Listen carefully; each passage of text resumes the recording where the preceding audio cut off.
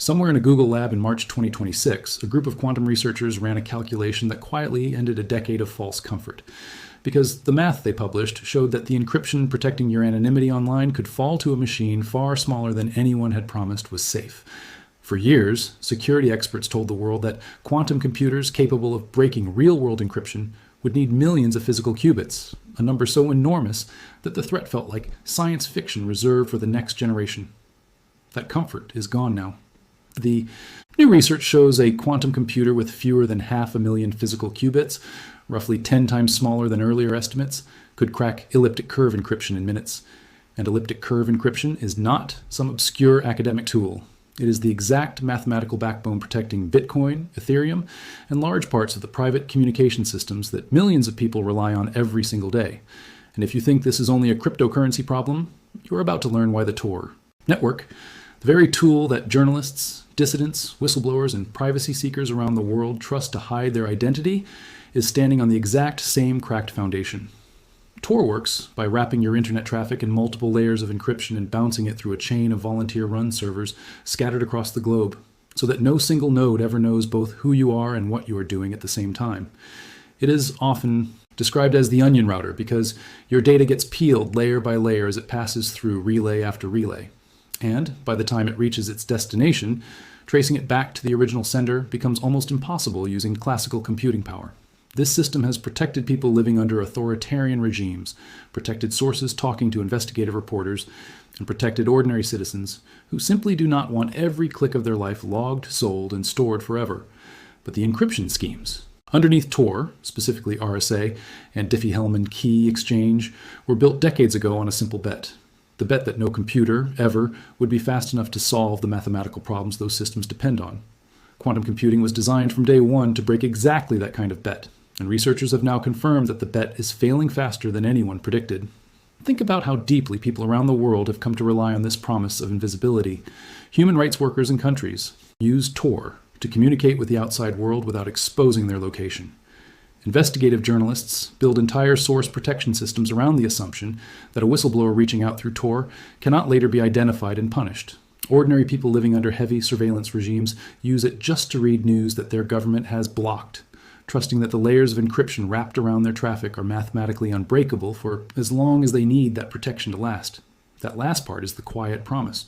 Everyone made without realizing it, the assumption that unbreakable meant unbreakable forever, not unbreakable until computing power eventually catches up. Quantum computing does not just chip away at that promise. It fundamentally rewrites the rules the promise was built on. Here is where the real danger sits, and it has almost nothing to do with whether a fully functional quantum computer exists today, because the attack that should worry you most is already happening right now, quietly, in the background, without you ever noticing it. It is called Harvest now. Decrypt later, and it works exactly like it sounds. Intelligence agencies, criminal organizations, and state-level adversaries do not need a quantum computer today to start winning this war. All they need to do is capture and store your encrypted Tor traffic right now, sitting on massive server farms full of intercepted data, patiently waiting for the day a quantum computer becomes powerful enough to crack it open. That day used to feel like it was 30 years away. After the March 2026 findings, serious researchers are now suggesting the timeline could be measured in years, not decades, and every single piece of anonymous traffic being harvested today, your messages, your searches, your identity, sits in a digital vault with a countdown timer nobody can see. Like and subscribe if this is the kind of story that makes you rethink what privacy even means anymore, because what you are about to hear gets significantly more unsettling. The individuals researching this threat have defined what they call a quantum-powered adversary, someone who does not rely on classical brute force hacking, but instead wields quantum algorithms capable of solving the discrete logarithm and integer factorization problems that RSA and Diffie-Hellman depend on for their entire security model. Classical computers would need longer than the age of the universe to break strong RSA encryption through brute force, which is exactly why the system felt unbreakable for so long. Quantum computers do not play by those rules. Using something called Shor's algorithm, a sufficiently powerful quantum machine could, in theory, unravel that same encryption, not in centuries, but in hours, and some projections put a fault-tolerant quantum computer with just over 4,000 qubits capable of breaking RSA 2n-48 encryption in roughly 10 seconds, compared to the 300 trillion years a classical supercomputer would need for the same task. That number should stop you cold, because it means the entire foundation of modern internet security, the padlock icon in your browser, the encrypted messaging apps you trust, and yes, the layered anonymity that Tor promises, was never built to survive an opponent like this. Researchers have started calling the moment a cryptographically relevant quantum computer finally arrives Q-Day, and while nobody can put an exact date on the calendar, the shift in expert opinion over the last year has been dramatic. Earlier surveys of cryptography experts placed a meaningful chance of RSA 2048 being broken within the next decade, with a much stronger likelihood somewhere in the 15 to 20-year range. But those estimates were made before this year's breakthroughs in both hardware and algorithm efficiency. And every fresh calculation coming out of labs like Google's quantum AI division keeps pushing that timeline closer, not further away. What makes this shift so alarming is not just the raw math, it is how consistently every new estimate has moved in the same direction over the last few years. Nobody in this field has published a paper saying, the threat is further away than we thought. Every single revision has pointed toward Q-Day arriving sooner, resources required shrinking further, and algorithms becoming more efficient at chewing through problems that used to be considered computationally impossible. A separate research collaboration between Caltech, Berkeley, and a private quantum lab has been exploring an entirely different hardware approach using neutral atom quantum computers, a design that some researchers believe could scale to useful sizes faster than the superconducting qubit systems that companies like Google and IBM have spent years perfecting. When multiple independent hardware paths and multiple independent algorithmic breakthroughs are all converging on the same conclusion at roughly the same time, that is not a coincidence worth dismissing. That is a field accelerating in a way that should genuinely reshape how seriously people take this threat. So what does that mean for someone sitting behind a Tor browser today, believing they are invisible? It means the anonymity Tor provides is not permanently broken, not you. But it is no longer the guaranteed shield it once was, and here is the part that should genuinely worry anyone who depends on IT for real protection. Tor's security was never designed to be permanent in the way people assumed. It was designed to outlast the computing power of its era, and that era of classical-only threats is closing. Academic teams have already begun publishing proposals to redesign the way Tor exchanges its encryption keys, incorporating something called quantum key distribution, a method that uses the physical properties of quantum particles themselves to create keys that cannot be secretly copied or intercepted without immediately revealing the intrusion. In theory, this kind of system could offer what cryptographers call information theoretic security, meaning it would remain unbreakable even against an adversary with unlimited quantum computing power, because the security comes from the laws of physics rather than the difficulty of a math problem. But here is the uncomfortable truth. Nobody in the privacy community wants to say out loud, none of these fixes are deployed at scale yet. Quantum key distribution requires specialized hardware, dedicated quantum channels, and infrastructure that the current volunteer-run, decentralized Tor network was never built to support. Retrofitting a system made up of thousands of independently operated relays scattered across nearly every country on Earth is not something that happens overnight. And in the meantime, every day that passes is another day of Tor traffic potentially being harvested by an adversary who is simply waiting for the technology to catch up.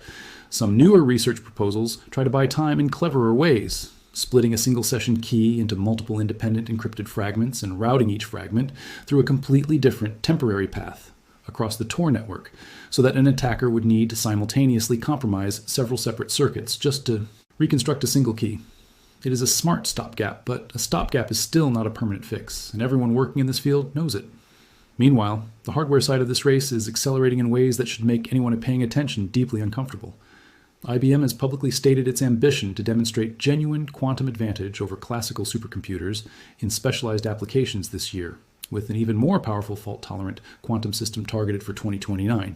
Google's quantum AI division is not sitting still either, and the same team that produced the March 2026 elliptic curve breakthrough is continuing to refine algorithms that reduce the physical resource S needed for real-world cryptographic attacks. Every reduction in required qubits, every improvement in error correction, every incremental algorithmic shortcut brings Q-Day closer. And the frightening part is that these breakthroughs tend to arrive in sudden jumps rather than slow, predictable steps, which means the world could wake up one day to headlines announcing that a working attack against real encryption has already succeeded with almost no warning beforehand. Compare that pace to how slowly critical internet infrastructure typically moves. Entire industries still run on decades-old software because migrating away from it is expensive, disruptive, and full of legal and technical complications nobody wants to touch. Tor is even harder to upgrade quickly because it is not owned by a single company that can +H out one update to every server overnight. It is a decentralized network built from thousands of independently run relays operated by volunteers across nearly every country on the planet, each running their own hardware, their own software versions, and their own timelines for updates. Coordinating a fundamental cryptographic overhaul across a network like that is nothing like updating a banking app. It is closer to trying to replace the plumbing in every building of a city at the same time without ever shutting the water off. That mismatch between how fast quantum computing hardware is advancing and how slowly decentralized privacy infrastructure can realistically move is the single biggest reason experts are sounding the alarm now instead of waiting until Q-Day actually arrives. There's also a psychological trap hiding inside this entire conversation. And it is worth naming directly because plenty of voices online will tell you this is all overblown, that Q-Day is still comfortably decades away, and that you should not lose sleep over quantum computers. Some of that caution is fair, since building a fault-tolerant quantum computer with enough stable qubits to run these attacks reliably remains an extraordinary engineering challenge, and skeptics are right that headlines chasing quantum fear tend to exaggerate timelines for clicks. But the danger with Harvest now, decrypt later attacks, is that they completely remove the comfort of a distant timeline, because the attack does not require the quantum computer to exist today. It only requires your data to be captured today and decrypted whenever that computer finally arrives. If you are a journalist protecting a source, an activist, organizing under an authoritarian government, or anyone whose safety depends on anonymity lasting for years rather than months, a threat that materializes in 10 or 15 years is not a distant abstraction. It is a countdown clock already running against you right now. It also helps to understand why elliptic curve cryptography mattering so much is such a big deal for the privacy world specifically, beyond just cryptocurrency. Elliptic curve algorithms are prized precisely because they offer strong security with relatively small key sizes, which makes them efficient enough to use in fast-moving systems like secure messaging, mobile authentication, and yes, layered anonymity networks like Tor that need to constantly negotiate new encryption keys as traffic bounces between relays.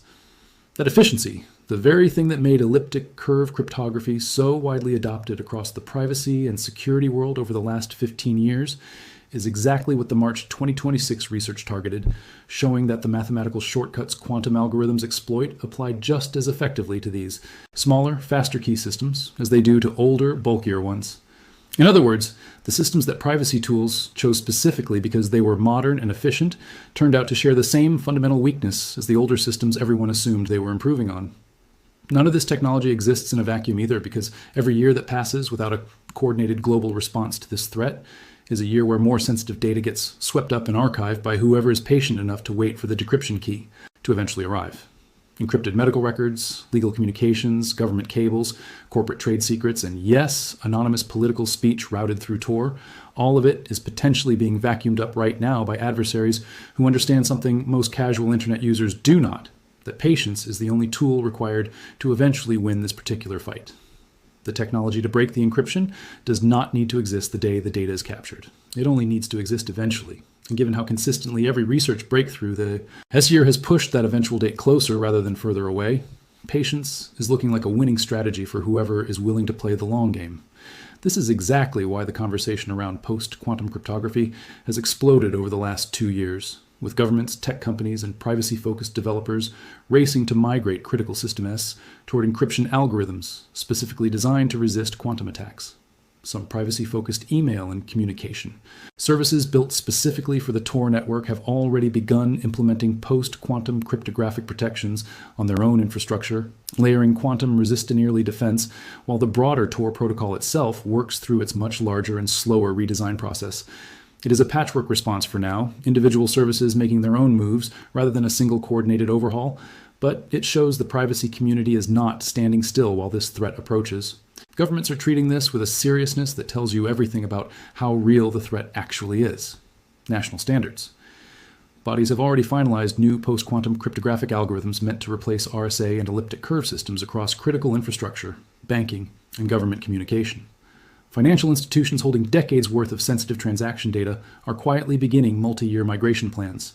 Because the encrypted records they are protecting today need to stay secure for 10, 20, sometimes 30 years into the future, which means the harvest now, decrypt later threat applies just as much to a bank's archived records as it does to a dissident's anonymous message sent through Tor.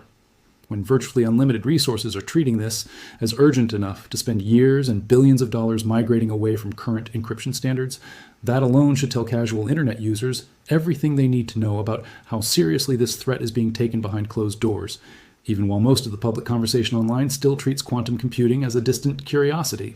There's another layer to this story that rarely gets discussed outside of specialist circles, and it involves who actually benefits from being first to a working quantum attack. A capability like this is not something a government or intelligence agency would announce the moment they achieve it, because the value of a working quantum decryption tool comes entirely from the element of surprise. The moment an adversary reveals they can break widely used encryption, every target in the world immediately switches to quantum-resistant alternatives, and the advantage disappears overnight. That means the most dangerous version of this story is not a public headline announcing Q-Day has arrived. It is a quiet capability sitting inside a classified program somewhere, being used selectively against high-value targets for months or years before anyone outside a small circle even realizes it exists. If you are relying on anonymous communication for something that truly matters, waiting for a public announcement before you start taking quantum-resistant precautions may already be too late. If you strip away the technical jargon, what this story really comes down to is a race between two clocks. And right now, nobody knows for certain which one is going to win. One clock is counting down toward the day a quantum computer becomes powerful enough to shatter the encryption protecting anonymous communication as we know it. The other clock is counting down toward the day privacy infrastructure like Tor finishes migrating to quantum-resistant defenses capable of surviving that exact attack. For years, most people assumed the second clock had all the time in the world, decades of breathing room before quantum computing became a real-world threat instead of a laboratory curiosity. The events of March 2026 shattered that assumption, showing that the resources required for a real attack are shrinking far faster than the defenses are being built, and that gap between how fast the threat is accelerating and how slowly critical infrastructure moves to protect itself is exactly the gap that should concern anyone who has ever trusted anonymous browsing to keep them safe. None of this means you should panic and assume every message you have ever sent through Tor is instantly readable tomorrow morning, because a working, large-scale quantum attack against real-world encryption has not been demonstrated yet, and serious engineering obstacles still stand between today's quantum computers and the machines capable of running these attacks reliably at scale.